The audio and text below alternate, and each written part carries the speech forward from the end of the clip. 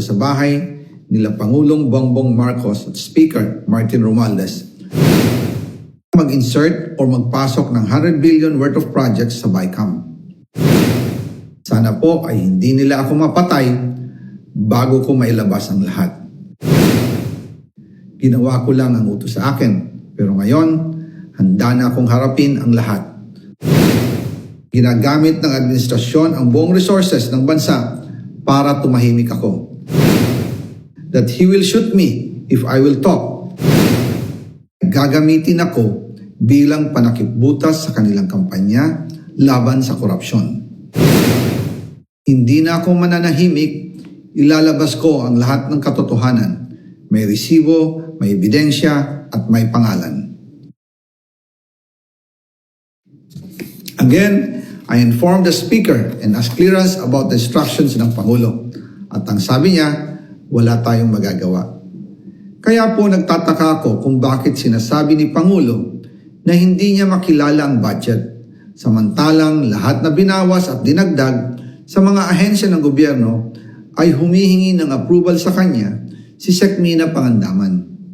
Bago namin ginawa o tinapos ni Senator Chis Escudero during the BICAM.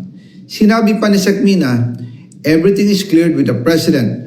Basta importante, pasok ang pondo na request ng Pangulo.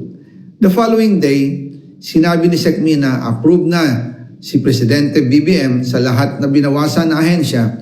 Masaya na ang Pangulo dahil naipasok ang gusto niyang 100 billion insertion. Wala pong perang napunta sa akin. Lahat po ng insertion napunta sa ating Pangulo at Speaker Martin Romualdez. Ako lang at ang aking mga tao, sila Paul Estrada, Mark Tiksay, at ang aking mga security ang nag-deliver papunta sa bahay nila Pangulong Bongbong Marcos at Speaker Martin Romualdez sa North Forbes Park, South Forbes Park hanggang sa Malacanang. Yung mga deliveries po ay merong record ang aking mga tao. Totoo po yung sinasabi ni Orly Gutesa na nag-deliver siya sa Forbes Park. Totoo din po ang sinasabi ni Orly Gutesa na nag-deliver siya sa Malacanang nung siya ay nasa Senado.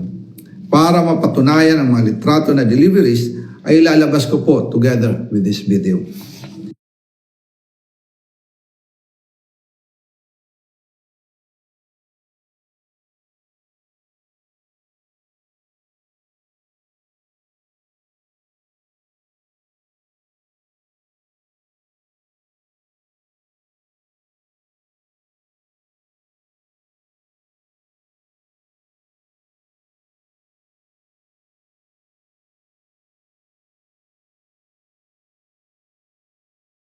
After po ng approval ng budget sa General Appropriations Act of 2025, nagtanong po ako sa DPWH kung magkano ang kailangan na ibigay sa Office of the President o ang SOP na bigayan. Ang sinagot sa akin ay 25%. Ang ibig sabihin nito, 25% ng 100 billion ang SOP na kailangan ibigay kay BBM mismo. In total, 25 billion ang napunta kay Pangulong Bongbong Marcos. Kaya ngayon ay hinahamon ko si Ombudsman Remulla kung seryoso talaga siya sa mga sinasabi niya sa kanyang press release na idadamay niya pati si Martin Romualdez kung magbibigay ako ng ebidensya. Patunayan niya ngayon ang pronouncement niya. Imbestigahan niya ang fraternity Brad at ang kanyang kaibigan na si Speaker Martin Romualdez kung talagang tutupad siya sa tungkulin niya. Imbestigahan din niya si President Bongbong Marcos. Sabi nga ni BBM nung SONA, let's do it right at mahiya naman kayo, hindi po ba? Nananawagan din po ako sa Senado na imbestigahan ang 100 billion insertion ni Presidente. Alam ko po na hindi gagawin ni Ombudsman Remulla ang hamon ko. Pero magaling ang Senado sa investigasyon at ako ay naniniwala na dahil sa kanila, lalabas ang katotohanan.